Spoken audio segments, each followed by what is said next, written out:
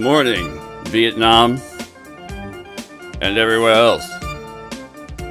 I divide it from now on. Welcome, one and all, to a bonus episode of Kooks, Cranks, and Iconoclasts, the podcast. I'm your host, Mike Lucht, and kicking out the jams this week. Twofer. I couldn't do one without getting into the other. It's very interesting. It's actually, it goes deeper than you might think. This episode, we're covering Devil's Night in Detroit. Perhaps you've heard of it from such films as The Crow, or an offhanded mention in a movie I saw one time on LSD that made so much sense to me. It's called Grosse Pointe Blank. All right, we're discussing Devil's Night. Watch out, buddy. We're discussing Devil's Night and its predecessors and how these holidays, quote unquote, eventually gave way to a little something called the Purge, which, as I'm recording this episode, is a fictional premise, but I have a feeling more and more it's going to become a real thing. Let's get into it.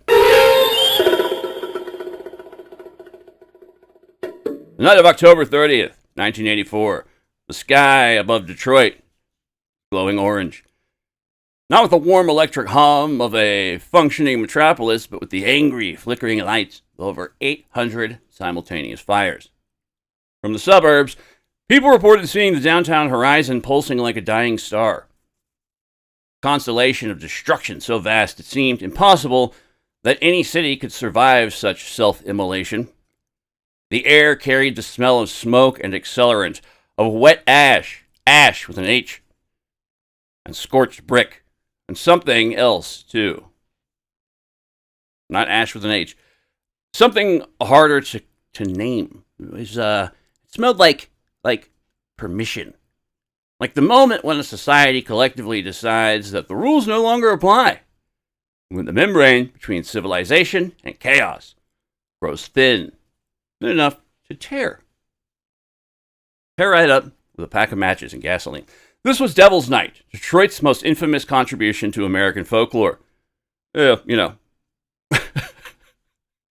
pending. And it represents something far more ancient and complex than mere juvenile delinquency run amok. It was the culmination of thousands of years of human tradition, a modern manifestation of something that's existed in virtually every culture on Earth. The night when the world turns upside down. Things get wacky when the trickster walks among us, when fire and mischief become sacraments. To understand why Detroit burned, we must travel back through centuries of festivals and holy days, through Saturnalia and the Feast of Fools, through Samhain and Carnivale, through every tradition that has allowed human societies to temporarily suspend their own moral codes and dance in the ashes of their own constraints, as if we need an excuse.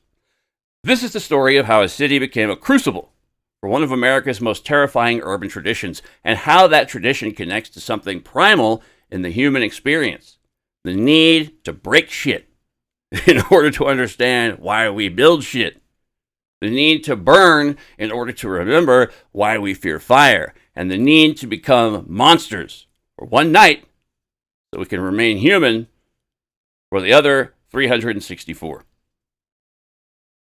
The term Devil's Night exists in various forms across the English-speaking world. In parts of the United Kingdom and the northeastern United States, October 30th is known as Mischief Night. In Vermont and New Hampshire, sometimes called Cabbage Night, which is, for some reason, much more terrifying. A reference to the tradition of throwing rotten vegetables at houses. Gate Night appears in rural New England and parts of the Midwest, named for the practice of removing gates from their hinges and relocating them to strange places. Goosey Night, which also, I'm not going to touch it. Goosey Night persists in pockets of New Jersey and the Philadelphia area. Its etymology lost to time, but its spirit unmistakable. For Detroit's version, evolved into something uniquely catastrophic, a tradition that would eventually see the city attempt to burn itself to the ground with such systematic regularity that it became a national spectacle, a symbol of urban collapse that would eventually inspire one of the most successful horror franchises in cinema history. The origins of Devil's Night in Detroit are contested, although if you listen to the Red Man episode / Nain Rouge, the Red Dwarf episode accompanying this one, you hear my theories on it, but those are just theories. Historians placing the roots anywhere between the 1910s and the 1940s. Like Mischief Night traditions elsewhere, it originally involved relatively harmless pranks, soaping windows, egging houses, toilet papering trees, overturning garbage cans, and other minor vandalism. Take that, society! These customs trace back to European antecedents, the British Mischief Night customs that accompanied seasonal transitions, particularly the night before Guy Fawkes Night on November 5th, when the failed gunpowder plot of 1605 is commemorated with bonfires and fireworks. Oddly enough, in its earliest Detroit incarnation, Devil's Night was simply the local flavor of a widespread tradition. Teenagers would roam the neighborhoods, engaging in acts of petty mischief that were annoying but rarely destructive. Sounds like most teenagers. Anywho, the prank served as a social function that anthropologists would recognize immediately. They were a form of controlled transgression, a safety valve that allowed young people to blow off steam while reinforcing the boundaries of quote-unquote acceptable behavior. When you egged a house, you were breaking a rule, but you were also acknowledging that rules existed. Prank was the exception that proved the norm. But Detroit, in the mid-20th century, was not like other American cities. It was a place of extremes. The extreme wealth generated by the auto industry, the extreme segregation enforced by discriminatory housing practices, the extreme optimism of the post-war boom, and the extreme despair that followed when that boom turned to bust. The city that had been called the Paris of the West. Yeah, I know, I'm surprised too. That's news to me. It was known as the Paris of the West for its beautiful architecture and cultural sophistication, but was hemorrhaging population, industry, and hope. And somewhere in that hemorrhage, Devil's Night transformed from a nuisance to a nightmare. The transformation from mischief to mass arson occurred in the 1970s and accelerated dramatically in the early 1980s. Several converging factors created the perfect conditions for catastrophe, a toxic alchemy of urban decay, economic collapse, and social fragmentation that would turn a night of pranks into an annual apocalypse. Urban decay and abandonment provided the fuel, literally. Detroit's population had been hemorrhaging since the 1960s. Deindustrialization, white flight, and economic collapse left tens of thousands of properties vacant. By the 1980s, entire neighborhoods contained blocks of abandoned homes, what firefighters grimly called kindling. These weren't just empty buildings. They were symbols of a city that had been abandoned by the American dream, hollow shells that seemed to invite destruction.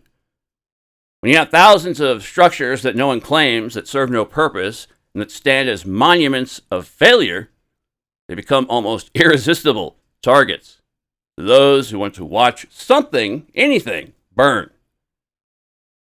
Rising unemployment compounded the problem, as auto industry jobs disappeared overseas or to non-union southern states. Youth unemployment soared.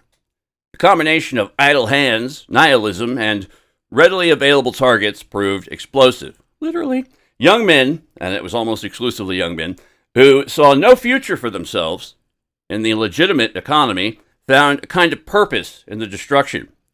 Setting a fire was something you could do, something ain't nothing but something to do, something that made you feel powerful in a world that had rendered you powerless. The flames were visible proof that you existed, that you could change the world, even if only by reducing it, or reducing part of it, ash.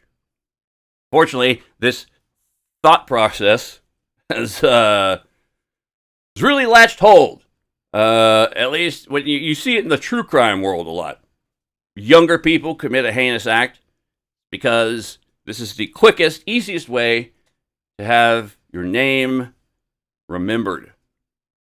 And oh boy, don't we all remember the names, like that one asshole or the other doofus did those horrible things. Anyways, the tipping point came in the early 1980s. What had started as small fires, dumpsters, abandoned cars, the occasional vacant lot, escalated to occupied homes, commercial buildings, and entire blocks. The quote-unquote pranks began taking on a dangerous tone that suggested something more than youthful exuberance. I'm going to prank you upside the head with a tire iron. How about that? They suggested rage. You see it? The rage? They suggested a desire not just to misbehave, but to destroy, to accelerate the city's collapse, because its collapse seemed inevitable anyways. Yet another thought process seems to have taken hold throughout this country and the world, which I'll save that for my CCRU episodes. Anyways, by 1984, the destruction had reached its zenith. Over 800 fires were reported on Devil's Night alone. The fires weren't limited to Detroit proper. Suburbs were affected as well, as the tradition spread and copycat arsonists joined the fray. The phenomenon became so notorious that national news crews would descend on the city to film the skyline lit by flames, creating a feedback loop where media coverage inspired more participation. The whole country was watching Detroit burn. For some of the participants, that attention was part of the point. The anatomy of the arson was complex, involving different perpetrators with different motivations. There were the thrill-seeking vandals, teenagers and young adults setting fires, quote-unquote, just for the hell of it. The pure, anarchic spirit of destruction that seeks no higher purpose than the momentary rush of watching something consumed by flames. These were the spiritual descendants of the original Mischief Night pranksters, though they had abandoned eggs and TP for gasoline and matches. Then there were the insurance fraudsters, property owners who couldn't sell abandoned buildings and chose to torch them for payouts. This is one of the darker, more systemic aspects of Devil's Night. Some estimates suggest that a significant percentage of Devil's Night fires were deliberately set by owners themselves, using the chaos as cover for calculated financial crimes. The city was dying, and some of its own citizens were performing euthanasia for profit. I'm going to stop pointing out parallels. I'm sorry, just leave it alone.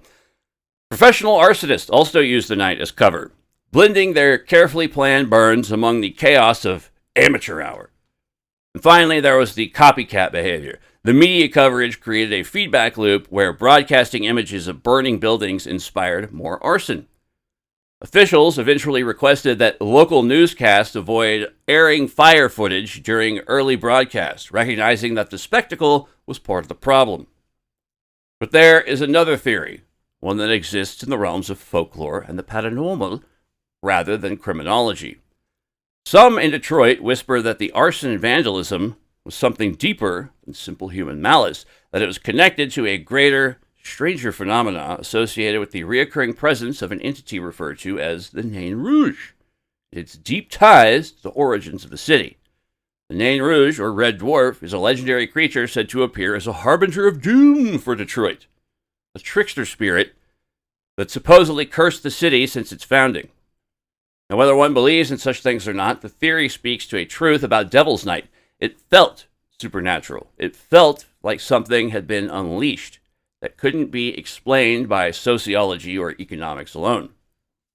The mid to late 1980s were the peak years of Devil's Night destruction, a period when the city seemed to be fighting a war against itself. Firefighters worked 24-hour shifts, sometimes longer, battling dozens of blazes in a single night. They developed a grim expertise in triage, choosing which buildings to save and which to let burn, because there were simply just too many fires and not enough resources to fight them all. The experience of Devil's Night during these years became a form of collective trauma for Detroiters. They described it's a good show, you should check it out. They described the annual dread of October 30th, the way the city would transform into something out of a nightmare. The smell of smoke would begin in the afternoon as the fires were set. By nightfall, the sky would be glowing. Sirens wailed constantly, a soundtrack of urban collapse. Sorry, I was trying to think of who else would be on that soundtrack. Ash fell like snow. coating cars and streets with gray evidence of the destruction. Eyewitness accounts describe the surreal experience of watching the Detroit skyline on Devil's Night, not with the warm glow of city lights, but with the orange flicker of dozens of simultaneous fires. It looked like a city under siege. I think that was a Police Academy movie. Anyway, it was like a war zone, which in a sense it was. It was a war between the city and itself, between order and chaos, between the Detroit that wanted to survive and the Detroit that wanted to burn. The firefighters' ordeal became legendary. These men and women, overwhelmingly men in that era, developed a dark camaraderie forged in flames. They told stories of buildings collapsing just after they exited, of finding themselves surrounded by fire with no way out, of having to choose which homes to save while families watched from the street. Thanks. Some of them developed a grim appreciation for the artistry of the arson, recognizing that some fires were set by people who understood combustion, who knew how to make a building burn efficiently. Others were clearly the work of amateurs, dangerous amateurs who didn't understand how quickly fire could spread from a vacant house to an occupied one. I can't remember the guy's name off the top of my head, but one of the most prolific arsonists in American history was actually a firefighter / investigator, arson investigator. And, oh man, that story is so ridiculous. It's so uniquely American. I think This Is Monsters on YouTube, I believe, has covered the guy. Worth checking out if you can find it. Anyways, after years of decline, Devil's Night roared back in 1994 with hundreds of fires. That year was particularly brutal. A 1-year-old girl died in a suburban fire, though authorities couldn't definitively link it to Devil's Night activity. The death itself seemed to crystallize what had been obvious for years. This was no longer a prank. This was something that could kill, that had killed, and that would kill again if left unchecked. Now, I'm sure that there were other deaths attributed to these fires. I don't know. If you look at the time and where the fires were occurring, there's a concept that's discussed in criminology called the less dead. I'm sure there was a lot of that going on throughout the peak years of Devil's Night. But once again, I digress. Yes, I do. The 1994 catastrophe became a turning point that catalyzed the city's most aggressive countermeasures. It was one thing to burn empty buildings. It was another to kill children. The city could tolerate a lot, but it couldn't tolerate that. What that Meatloaf song's about. By the early 1990s, Devil's Night had transcended its origins as a local phenomenon and entered the national consciousness through popular culture. The most significant cultural touchstone was the 1994 film The Crow, starring Brandon Lee, R.I.P., in his final role before his tragic on-set death. The film was explicitly set in Detroit on Devil's Night and transformed the tradition from a local embarrassment into a piece of American Gothic mythology. In The Crow, the villain, Top Dollar, played by Michael Wincott, great actor, is a crime lord who claims to have personally started the first Devil's Night fires and institutionalized the annual arson spree. His gang loots and burns the city, while law enforcement is overwhelmed, and the film leans heavily into the insurance fraud angle. Top Dollar runs a tenant relocation program, quote-unquote, and profits from the destruction. The film cemented Devil's Night in popular consciousness as something uniquely Detroit, darkly romantic and apocalyptic. The 90s goth aesthetic of The Crow, the rain-slicked streets, the industrial decay, the sense of a city that's been abandoned by hope, perfectly captured the atmosphere of Detroit during the Devil's Night era. It made the city's destruction look almost beautiful, which was part of its danger. By aestheticizing the arson, by making it look like something out of a comic book, the film risked glamorizing the very behavior that was destroying the city. But it also created a lasting record of what Devil's Night meant to Detroiters. A night when the city became a landscape of horror, when the normal rules of civilization were suspended and the strong preyed upon the weak. The film's influence extended beyond cinema into music. Detroit has always been a city of musical innovation. Motown, love it. Techno, garage rock, man. And Devil's Night, found its way into the city's sonic landscape as well. In 1993, the Detroit horrorcore rapper Esham, I think that's how you say his name, Esham, released the track Devil's Night on his album Kill the Fetus, providing a providing a graphic first-person narrative from an arsonist perspective. The song samples Alice in Chains' Dirt and creates a portrait of the arsonist as a kind of anti-hero, a figure who finds meaning in destruction when creation seems impossible. In 2001, Eminem's rap group G12 released their debut album titled Devil's Night, explicitly named after the Detroit tradition. The album's themes of urban decay, violence, and Detroit's dark side directly reference the phenomenon, and the cover art featured the group against a backdrop of flames. For a new generation of Detroiters, Devil's Night had become part of their cultural DNA, a symbol of the city's toughness and its darkness. The references continued to proliferate through Detroit hip-hop culture, appearing in 8 Mile and countless tracks by local artists. The imagery of the burning city on Halloween Eve remained potent in American Gothic imagination, a shorthand for urban collapse and the thinness of the veneer we call civilization. Ha ha ha. Detroit had become synonymous with destruction, and Devil's Night was the night when that destruction was celebrated.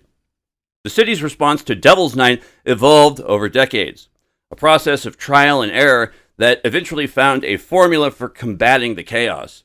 Mayor Coleman Young, who presided over much of Detroit's decline in the 1980s, initiated the first serious countermeasures. In 1985, he increased police and firefighter patrols. In 1986, he instituted a mandatory dusk-to-dawn curfew for minors under 17. He launched the Adopt a House campaign, encouraging residents to watch abandoned properties in their neighborhoods, and created the No More Devil's Night awareness campaign. These measures had some effect, but they weren't enough to stop the tide of arson. The forces driving Devil's Night were too powerful to be stopped by curfews and awareness campaigns. It would take a more fundamental transformation to break the tradition. And that transformation came under Mayor Dennis Archer in 1997. Following the brutal 1994 resurgence of Devil's Night, Archer rebranded the effort as, get this, you ready for this? All right, here it comes, Angel's Night, a community-based counter-movement that would eventually replace the destructive tradition. The concept was simple but profound. Instead of fighting the urge to participate in Devil's Night, the city would redirect it. Instead of burning, people would patrol. Instead of destruction, there would be community. Very beautiful, idealistic idea. The Angels Night initiative mobilized over 11,000 volunteers to patrol neighborhoods on October 30th. Community gatherings and activities kept streets occupied, reducing the opportunities for arson. Residents turned on porch lights as a sign of vigilance. It's literally the least they could do. It was a simple gesture that transformed the city from a landscape of darkness into a network of watchfulness. The Adopt a House program expanded, with citizens taking personal responsibility for protecting abandoned properties in their neighborhoods. And the results were dramatic. By the 2010s, Devil's Night had effectively been extinguished.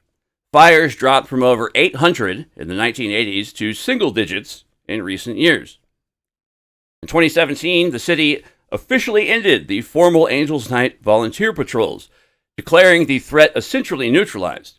The phenomenon has faded into nightmarish memory for most Detroiters, a story they tell to newcomers to explain what the city used to be. The success of Angels Night represents a unique case study in urban renewal and community mobilization. It demonstrates that even the most entrenched destructive traditions can be transformed through collective action. But the same energy that drives people to burn can be redirected towards protection. The city learned that it couldn't arrest its way out of Devil's Night. There were just too many potential arsonists, and the roots of the behavior ran too deep. But it could out-organize the arsonists and could make the cost of participation too high and the alternatives too attractive. Today, Devil's Night stands as a testament to Detroit's resilience, and they are nothing if not that. The fires are out, but the legend remains. A night when Detroit literally tried to burn itself to the ground, and the long, slow process of learning to stop. It's a story of urban collapse and renewal, of community mobilization against self-destructive traditions, and to the power of rebranding and civic engagement. But to understand why Devil's Night happened at all, why it took such deep root in Detroit, and why similar traditions exist around the world, we must look beyond the specific circumstances of one American city in the late 20th century. We must examine the deep history of human societies and their relationship to chaos, to fire, to the temporary suspension of moral order. We must go back to the beginning, the ancient traditions that authorized transgression long before Detroit was even a twinkle in Cadillac's eye. To understand Devil's Night, we must understand that it's not unique. It's a modern manifestation of one of the oldest human traditions, the festival of social inversion, the holiday when the world turns upside down. These traditions appear in virtually every culture on Earth, and they serve a function that's as necessary as it is dangerous. They are the safety valves of civilization, the moments when the pressure of social constraint is released through controlled chaos. The Roman festival of Saturnalia, held in mid-December, is perhaps the most famous of these traditions. In honor of Saturn, the god of agriculture, time, and black cubes, etc., Roman society would suspend its normal hierarchies for a period of days. Slaves would be served by their masters. Gambling, normally forbidden, was permitted. The rigid social order that defined Roman life was temporarily dissolved, and for a brief period, the world operated according to different rules. Saturnalia wasn't just mere decadence, though it certainly involved drinking and feasting and sexual licentiousness. It was a necessary part of the Roman social order, a recognition that the structures of power and deference that governed daily life could not be maintained indefinitely without some form of release. By temporarily inverting those structures, by allowing the slave to command the master, the Romans reinforced the very hierarchy they suspended. The inversion proved the norm. The exception validated the rule. The festival also connected to deeper agricultural cycles. It was held at the winter solstice, when the sun seemed to die and the world entered its darkest period. The chaos of Saturnalia mirrored the chaos of nature, the dissolution of order that accompanied the death of the year. By participating in that chaos, by becoming wild and ungoverned, the Romans aligned themselves with the forces of nature and ensured the return of the sun. This pattern, social inversion at times of seasonal transition, repeats across cultures. In medieval Europe, the Feast of Fools emerged as a Christianized version of Saturnalia, celebrated particularly in France and England. During this festival, which typically occurred around January 1st, lower clergy would assume the roles of their superiors. A quote-unquote boy bishop would be elected to preside over services, and the normal, the normal everyday gravitas presence of the church would give way to a form of parody and mockery. The Feast of Fools was officially condemned by the Catholic Church as early as the 7th century, but it persisted for 1,000 years because it served a necessary function. It allowed the lower orders to blow off steam, to mock the very institutions that governed their lives, to experience a taste of power that they would never know in the normal course of their lives or events. And like Saturnalia, it reinforced the social order by temporarily suspending it. Although, and this is just me interjecting, editorializing as I often tend to do, I'm pretty fucking sure somebody was keeping notes about the things that were said and done during these events when things went back to normal, just to, see where folks stood. But anywho, I digress. The tradition of the Lord of Misrule accompanied these festivals, a figure appointed to preside over the chaos, a king of the upside-down world, no relation, who would command the revels and ensure that the transgression remained within bounds. So once again, a bit of an oxymoron, but this is how they got it to work, quote-unquote work. This figure appears in various forms across cultures.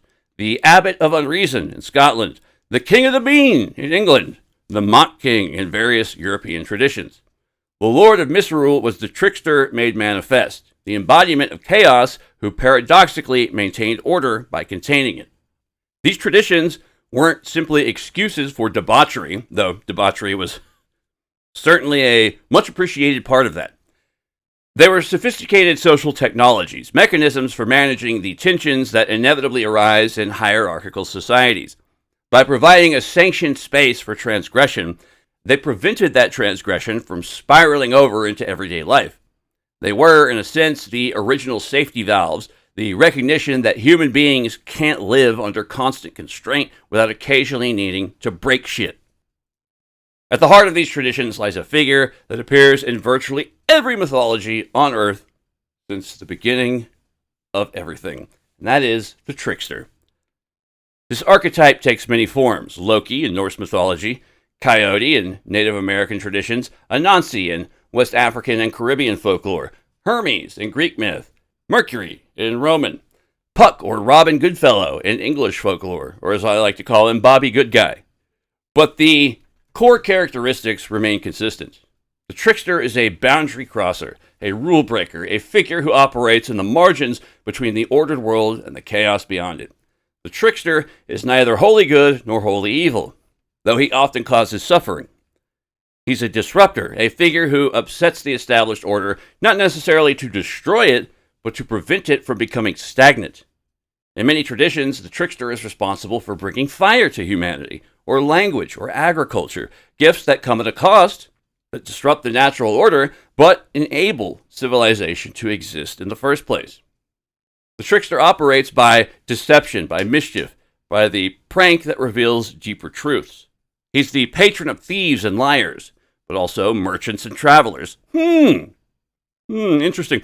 Those who operate at the boundaries of society. He's often associated with animals that cross boundaries. The coyote who moves between wilderness and settlement. The spider who weaves webs between worlds. The raven who steals shiny objects and speaks in riddles. What Charlie Murphy might refer to as a habitual line stepper. In the context of festivals like Saturnalia and the Feast of Fools, the trickster is the spirit that possesses the revelers, the energy that drives the social inversion. When the slave commands the master, when the boy becomes the bishop, when the normal rules are suspended, the trickster is present. He's the one who grants permission to misbehave, who says that tonight the rules don't apply. But the trickster is dangerous as well as necessary. He can't be controlled, only channeled. When the boundaries he crosses are not restored, when the inversion becomes permanent rather than temporary, the trickster becomes a force of destruction rather than renewal. And this is the double-edged nature of the archetype. It provides the energy for both creativity and chaos, and societies that fail to contain it risk being consumed by it. In the context of Devil's Night, the trickster is present in every arsonist who sets a fire for the thrill of it, for the pure anarchic joy of watching something burn. And these aren't criminals in the traditional sense, motivated by profit or revenge. They're tricksters, agents of chaos who are exercising the ancient human right to break shit just to see what happens. Good luck explaining that to a judge, though. The problem is that modern cities provide too much kindling, too many abandoned buildings that serve as invitations to destruction. The trickster's energy, which should be contained and redirected, finds too many outlets, and the result is often catastrophe.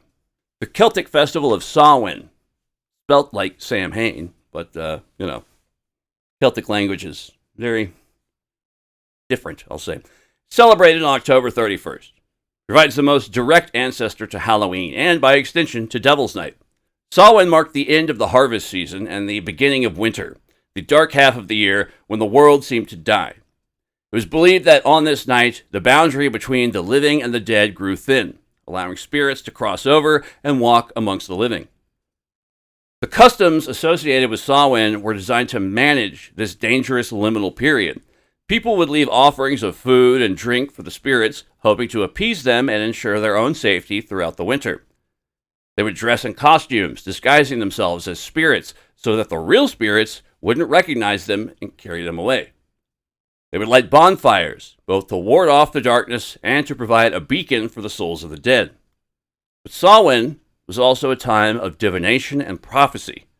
when the normal order of things was suspended and the future could be read in the flames. It was a time when social rules were relaxed, when people could speak truths that would be dangerous at any other time, when the hierarchy of the living and the dead was temporarily dissolved. The Christian Church, recognizing the persistence of these pagan customs, attempted to co-opt them by establishing All Saints' Day on November 1st and All Souls' Day on November 2nd. The evening before All Saints' Day became All Hallows' Eve, eventually Halloween. But the pagan roots remained, and the association with the dead, with the supernatural, with the thinning of the veil between worlds persisted. And this is the deep context for Devil's Night. October 30th is the night before the night when the dead walk amongst us. It is the eve of the liminal period, the last chance for the living to blow off steam before the spirits arrive. Pranks of Mischief Night, the fires of Devil's Night, can be understood as modern versions of the ancient bonfires of Samhain, attempts to ward off the darkness to assert the power of the living over the forces of death and decay. But they are also acknowledgments of these forces. By setting fires, by creating destruction, the arsonists of Devil's Night were aligning themselves with the death that Samhain celebrates. They're becoming agents of the darkness, trickster figures who cross the boundary between the living city and the dead one. The abandoned buildings they burn are already symbols of death. The arsonists simply complete the process, turning physical death into an actual flame. The connection to the supernatural isn't merely symbolic. In Detroit, as in many places with strong Celtic heritage, the belief persists that Halloween is a time when the barriers between worlds are thin. The Nain Rouge, the Red Dwarf, said to curse Detroit, is a trickster figure in the classic mold, a spirit that appears before disasters to mock the city's pretensions of security. Whether one believes in such things or not, they provide a vocabulary for understanding Devil's Night that goes beyond sociology and economics. They suggest that the fires weren't just crimes, but rituals. Not just destruction, but sacrifice. While Saturnalia died with the Roman Empire and the Feast of Fools was suppressed by the Reformation, the tradition of social inversion found new expression in the Carnivale celebrations of Catholic Europe, and their most famous descendant, Mardi Gras in New Orleans. These traditions preserve the ancient pattern of sanctioned transgression, the temporary dissolution of social order that characterizes all festivals of inversion. Carnivale, celebrated in the days leading up to Lent, is a time when the normal rules of behavior are suspended. In Venice, masks allow people to transcend their social identities and become someone else for a night. In Rio, the streets fill with music and dancing and sexual licentiousness. In New Orleans, Mardi Gras brings together traditions from French, Spanish, African, and Caribbean sources to create a celebration that is simultaneously sacred and profane. The key to understanding these festivals is that they're temporary. The masks come off, the fasting begins, the normal order is restored. The transgression is contained within a specific time period, a liminal space that's clearly marked and carefully policed. This is what distinguishes a festival of inversion from a revolution. The former reinforces the social order by temporarily suspending it, while the latter seeks to overthrow it entirely. Mardi Gras in New Orleans provides a particularly useful comparison to Devil's Night because it demonstrates how these traditions can go wrong. While the official celebrations are contained and managed, the festival has historically been associated with violence, particularly in the form of gang activity and sexual assault, unfortunately. The suspension of normal rules that makes the festival possible also makes it dangerous, and the line between sanctioned transgression and actual crime can be difficult to maintain. Something quite similar comes to mind is Monster Energy Drink presents Burning Man. That's the big problem there. A lot of the same snafus. The crew system of Mardi Gras, K-R-E-W-E, crew, private organizations that organize parades and balls, represents an attempt to contain the chaos, to channel the trickster energy into socially productive forms. But the street celebrations, the unorganized revelry that happens outside the official structures, remains a space where violence can erupt. Every year, people die at Mardi Gras, just as people died at Devil's Night. The difference is that Mardi Gras has developed mechanisms for managing the danger, while Devil's Night was allowed to escalate until it threatened the city's survival. The comparison also illuminates the role of race and class in these traditions.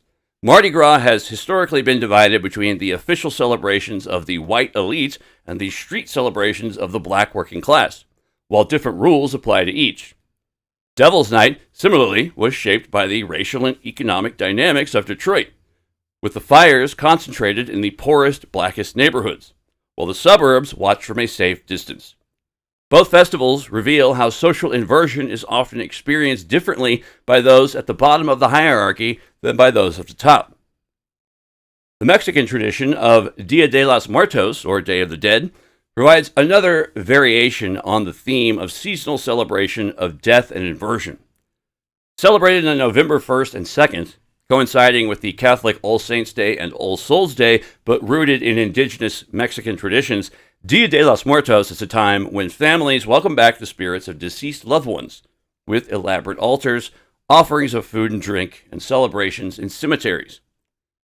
Unlike Halloween, which has become largely a celebration of fear and horror in American culture, Dia de los Muertos is fundamentally joyous, a recognition that death is a natural part of life, and that the dead remain present in the lives of the living.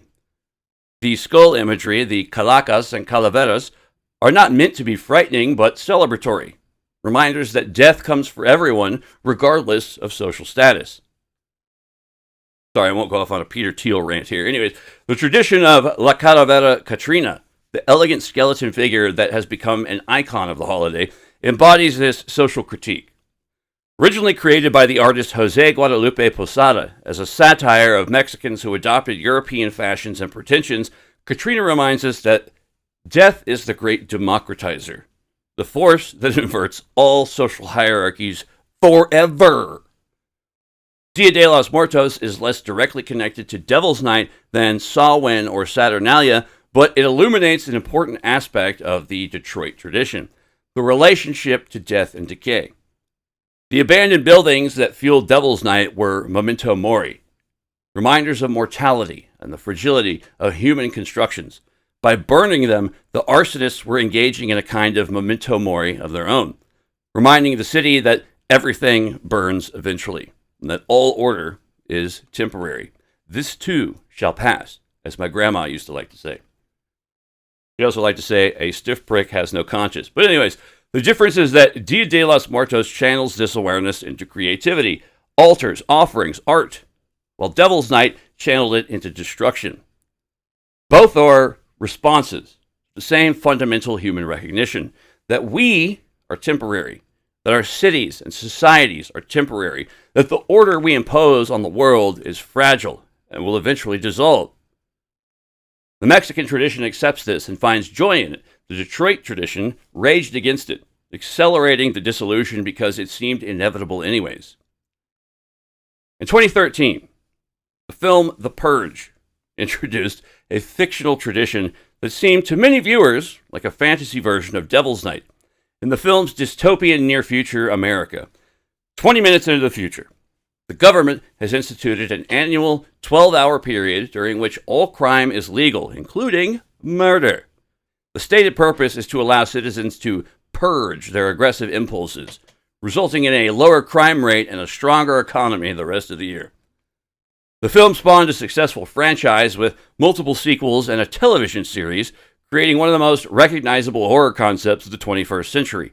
And while the filmmakers haven't explicitly cited Devil's Night as an inspiration, the parallels are unmistakable.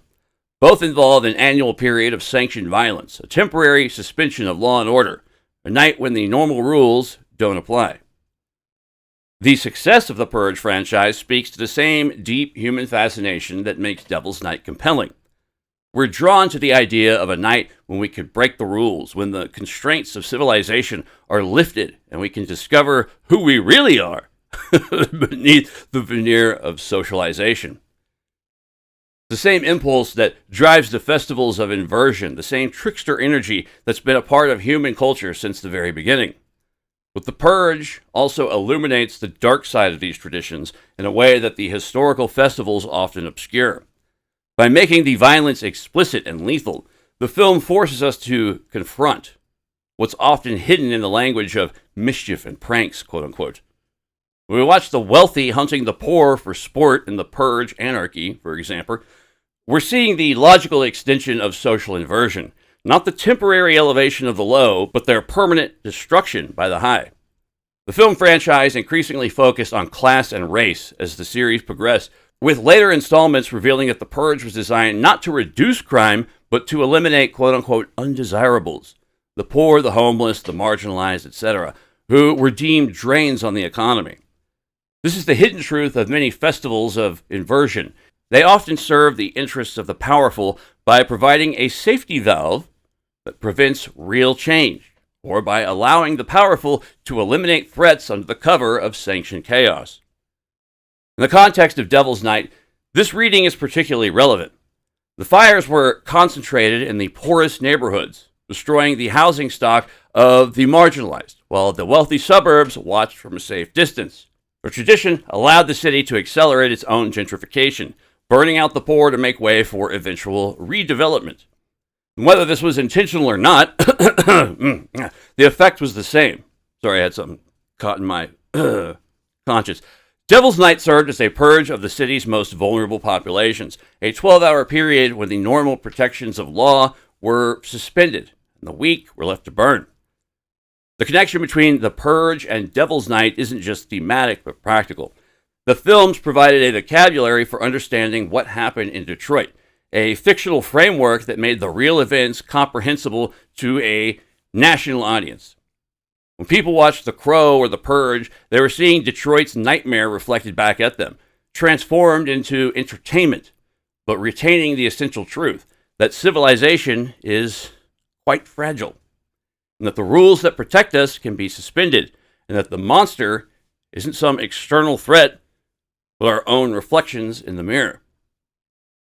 To understand why Devil's Night happened, why it spread, and why similar traditions exist across many cultures, we must examine the psychology of sanctioned transgression. Why do human beings need to break rules? I thought I was going to say shit again, didn't you? So did I. Why do societies create spaces where the normal moral order is suspended? What function does it serve, and what dangers does it entail? The anthropologist Victor Turner described festivals of inversion as quote-unquote liminal periods, times when individuals are, quote, betwixt and between, unquote, the normal categories of social life. During these periods, the usual roles of behavior don't apply, and participants can experiment with identities and behaviors that would be forbidden at any other time. This liminality serves as a crucial function. It allows societies to remain flexible, to prevent their structures from becoming too rigid, to give individuals a taste of freedom that makes the return to constraint bearable. Buyer beware, your mileage may vary, etc. But liminality is also dangerous. When the normal rules are suspended, when the categories that organize social life dissolve, violence can and likely will erupt. The same energy that drives creativity can drive destruction, and the line between the two is often invisible until it's been crossed. The psychology of the festival participants is complex. They're simultaneously more free and more dangerous than they are in normal life, capable of acts that they would never consider at any other time. The concept of de-individuation from social psychology helps explain what happens during these periods. When individuals are part of a crowd, when their normal identity is submerged in the group, annexed, amalgamated, devoured even, they can lose the self-awareness that normally constrains their behavior. They become capable of acts that they would never commit as individuals, swept up in the collective energy of the festival. And this is why Devil's Night could escalate so dramatically. It wasn't just individuals setting fires, but a collective frenzy that made each arsonist feel like they were part of something larger than themselves. The bystander effect also played a role. When everyone is breaking the rules, when the normal mechanisms of social control have been suspended, individuals feel less responsibility for their actions. January 6th.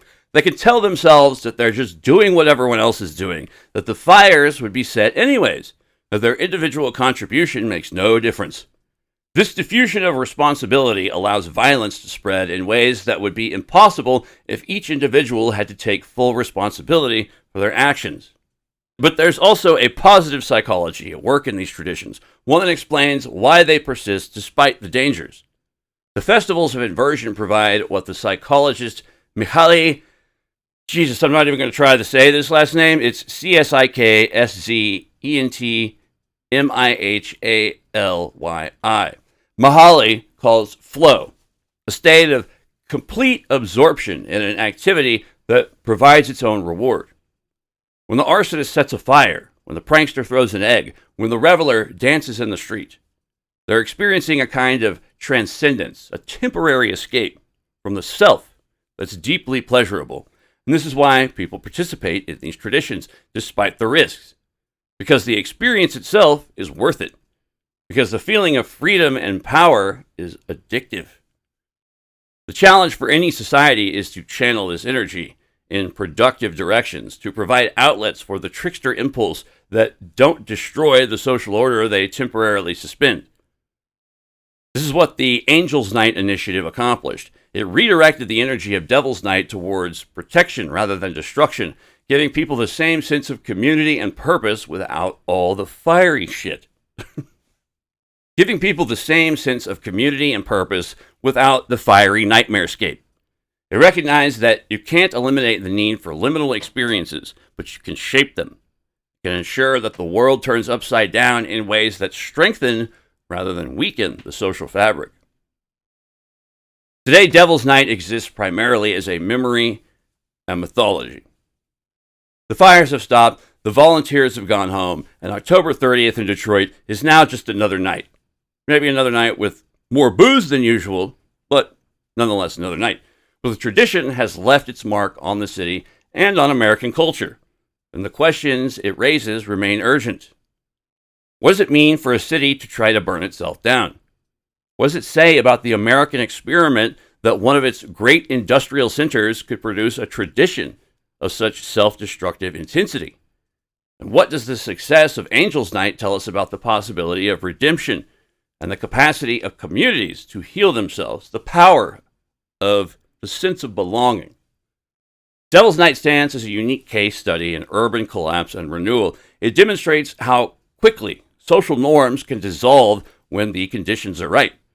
When there's enough fuel, enough despair, enough idle hands, and enough permission. It shows that civilization isn't a natural state, but a constructed one. One that takes quite a bit of effort, maintained by constant effort, and vulnerable to sudden collapse. The same city that built the American auto industry, that created the soundtrack of the 20th century through Motown, could also produce 800 fires in a single night. But it also demonstrates the resilience of communities, their capacity to organize and protect themselves when they choose to do so. The Angels' Night initiative wasn't a government program in the traditional sense. It was a grassroots movement that mobilized thousands of citizens to take personal responsibility for their own safety. It showed that the same energy that drives destruction can drive creation, and that the trickster can be a builder as well as a burner. The legacy of Devil's Night extends beyond Detroit. It's entered American folklore as a symbol of urban decay, a cautionary tale about what happens when cities are abandoned by industry and government alike. It's influenced popular culture through The Crow and The Purge, etc., providing a real-world template for fictional nightmares. And it's illuminated the deep connections between modern urban traditions and ancient festivals of inversion, showing that the human need for sanctioned transgression persists even in the most modern and quote-unquote civilized of contexts. For Detroiters who lived through the peak years, Devil's Night remains a source of trauma and pride in equal measure. Trauma because they remember the fear, the smell of smoke, the sight of their city burning. Pride because they survived it. Anyone who's been to prison, I think you might know this feeling, this dichotomy. Pride because they organized against it. Pride because they proved that the community was stronger than the chaos. The abandoned houses that fueled the fires are mostly gone now. demolished to make way for new development, or simply cleared to create open space. The city is rebuilding, slowly and unevenly, but rebuilding nonetheless. The trickster hasn't disappeared. He's still present in every prank, every act of minor vandalism, every Halloween decoration that pushes the boundaries of good taste, quote-unquote good taste. He's still present in the festivals of inversion that persist around the world, in the Carnivales and Mardi Gras celebrations that continue to turn the world upside down, even if it's for one night. But in Detroit, he's been tamed, channeled, redirected towards less destructive ends. The fires are out, but the legend remains. The night when Detroit literally tried to burn itself to the ground, and the long, slow process of learning to stop that shit. As we conclude this exploration of Devil's Night and its ancient antecedents, we must ask ourselves, why do these traditions persist? Why, in an age of surveillance and social media, of helicopter parenting and zero-tolerance policies, do human beings still feel the need to break shit, turn the world upside down, to become tricksters for a night? Oh my, I could go on, but I'll narrow it down to this. The answer lies in the nature of civilization itself. To live in a society is to accept constraint, to agree to follow rules that limit our individual desires for the greater good. It's all about making concessions. This is the fundamental contract of human existence. We give up some freedom in exchange for security, some autonomy in exchange for community. But this contract is hard to maintain indefinitely. The pressures of constraint build up. The resentment of rules grows. And eventually, something got to give. The festivals of inversion, Saturnalia, Feast of Fools, Carnivale, Mardi Gras, Halloween, and yes, Devil's Night, I don't know why I kept that vocal rhythm, excuse that, are the safety valves of this system. They allow the pressure to be released in controlled bursts, preventing the boiler from exploding. They remind us that rules are human constructions, not natural laws, and that they can be suspended when necessary. They provide a taste of freedom that makes the return to constraint bearable, a glimpse of chaos that makes all of us appreciate order. Kind of like after having one hell of a weekend bender. You know what I'm saying? Bring it down to the earth a little, ground level. They also serve a deeper function.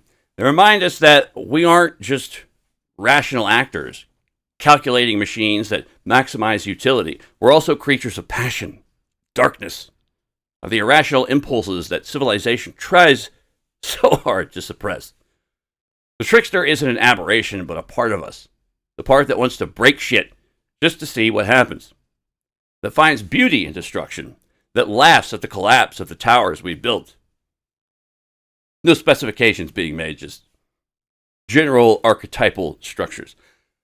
To the tarot card. By giving that part of ourselves expression in controlled context, we prevent it from taking over entirely. The danger, of course, is that the control will fail. This is what happened in Detroit. The trickster energy that should have been contained in harmless pranks found too much fuel, literally, too much permission, too little opposition. The safety valve became a blowout, and the city nearly consumed itself. The challenge for any society is to maintain the balance, to provide enough outlet for the trickster, without allowing him to burn the world down around us. As we look to the future, we can see new forms of sanctioned transgression emerging. Social media, looking at you, has created new spaces for the trickster, new ways to mock authority and inverted social norms. The internet is a perpetual festival of fools, a space where identity is fluid and the normal rules don't apply. But it's also a space where the fires can spread faster than ever before, where the destruction isn't physical but psychological, where the abandoned buildings are replaced by abandoned reputations and the arson is performed with words rather than matches. No accountability. That's the biggest problem. The lessons of Devil's Night are relevant to this new world. They teach us that transgression is necessary but dangerous, that chaos must be controlled, that the trickster must be respected but not allowed to rule. It's a nice place to visit, wouldn't want to live there. They teach us that communities can organize against destruction, can redirect energy toward protection, can transform nightmare into memory.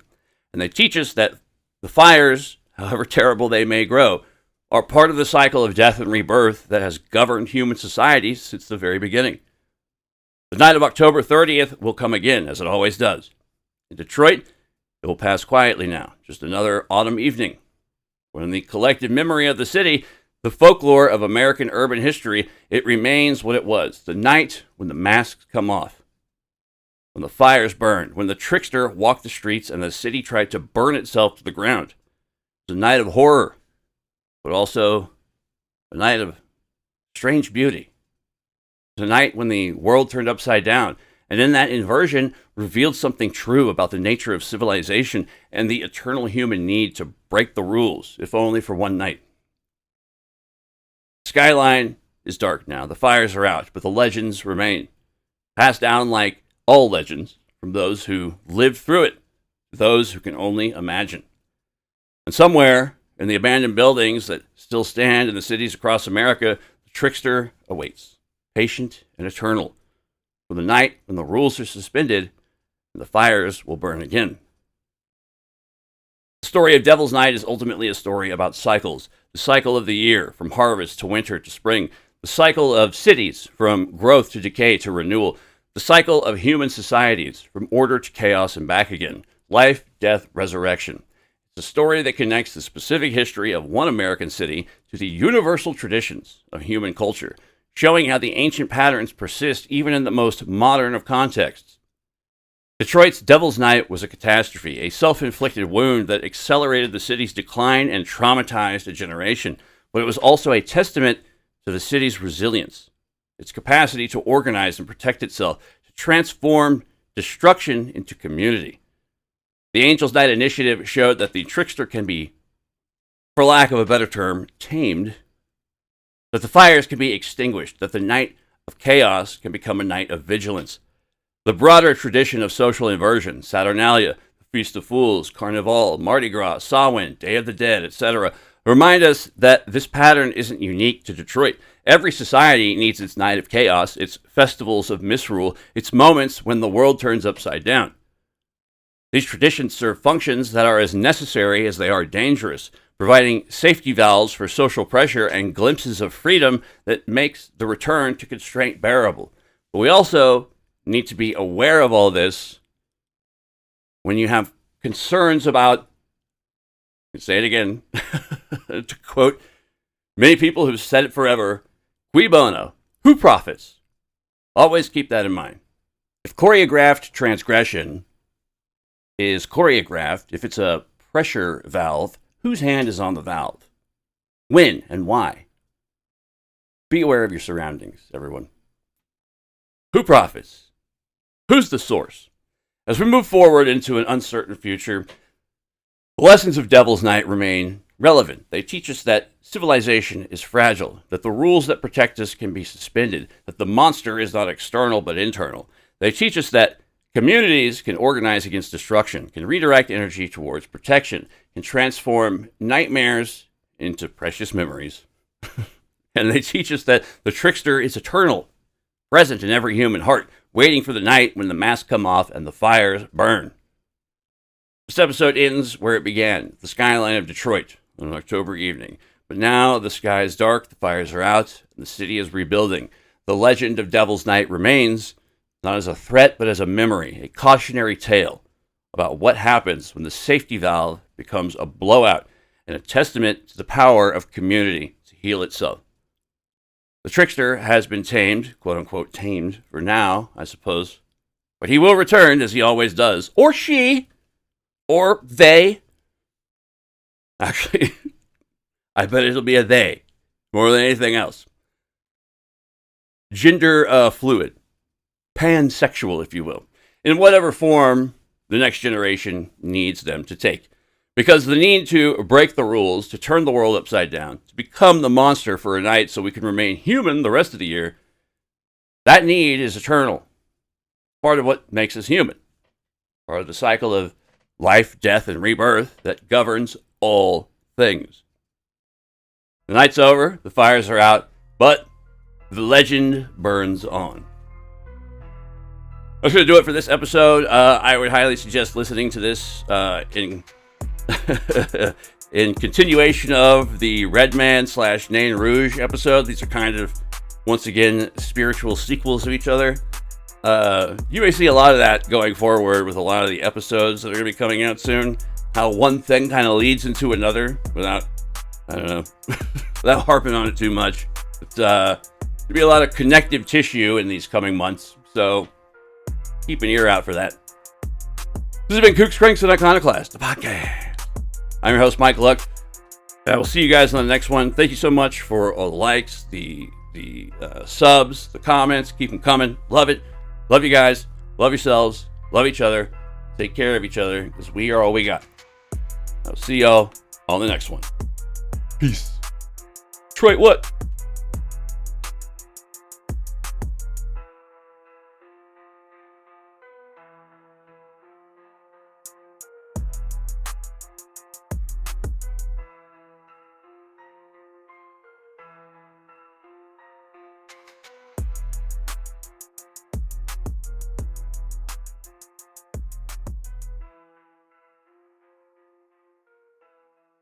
We're gonna set it on fire!